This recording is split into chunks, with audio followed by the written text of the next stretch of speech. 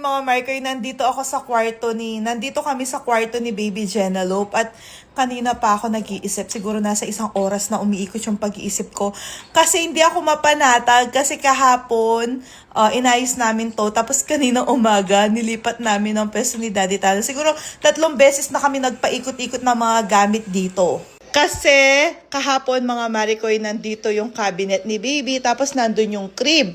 So, merong nag-suggest, ang sabi niya wag ko daw ilagay yung crib sa tabi ng bintana kasi in case na may mambato or may something na ihagis dito or mapunta dito, at least safe daw si Baby. So, okay naman yung suggestion niya at sinunod namin. So, tinanggal namin yung crib. Dito na namin nilagay. Tapos, eto na yung cabinet ni Baby Jenelope. Dito na siya nalagay, mga Marikoy. Tapos, tinanggal ko na yung isang lagayan kasi hindi na siya kasya at pinalitan namin nito. Kaso parang feeling ko hindi siya turno at hindi pa rin siya okay sa paningin ko. Pag nandito ako, ganyan yung itsura ko. Maganda naman. Ewan ko ba, ba't parang hindi ako nasasatisfy? So, kailangan ko ng suggestion nyo. Tapos, yung trolley dito ko nilagay para kapag magpapa-breastfeed ako, lahat-lahat, may access ako dun sa mga gamit. Tapos, may saksakan din kasi dyan na mas malapit.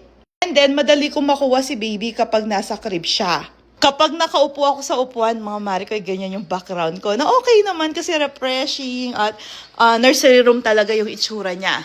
Kapag bubuksan ko yung pintuan, ayan yung background, Jenelope Maze, pero yung nakahiga, si Jace Marine. Ayan. Itong cabinet na to nabili namin sa IKEA. Nakompleto na din namin yung mga damit ni Baby. Ayan mga Markoy. Nakalagay na sila sa mga organizer.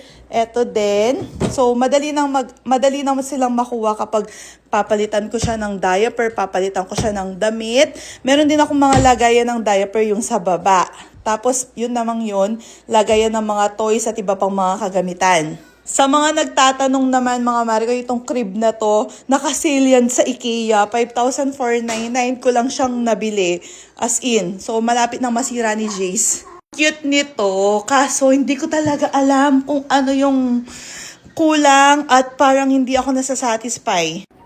At pinatayan tayo ng ilaw ng bata. Iniisip ko mga Marikoy kasi hindi pa namin natatry ni Daddy Tano kung ito ay ilalagay namin doon. Piling nyo ba okay na yung pagkakaayos niyan? Okay guys, sabihin niyo okay na para di na lipat. Pagod ka. Nagrereklamo ka yata? Hindi, okay na yan. Hindi pa natin natatry yan, Daddy. Malay mo doon siya maganda. Tapos dito yung upuan. Try lang natin. Oh. Paano kung okay na? Kung okay na, ibabalik natin sa ganyan. Oh, dali lang naman yun. Ibabalik mo, buhatin mo. At least, na-try natin. Kasi hindi pa natin siya dito. Kasi hindi pa natin siya natatry. So, paano ako makakatulog niyan kung ito, hindi ko pa na-visualize, hindi ko pa nakita yung itsura niya doon. At least dito, alam ko na yung itsura niya. Tapos, alam ko na yung itsura niya dito nung dinala natin.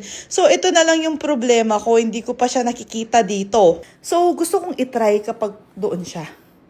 Last na lang yun, promise. Wala pa ang third trimester. Paikot-ikot na kami yung ikot ng dito. Nalaklamo ka.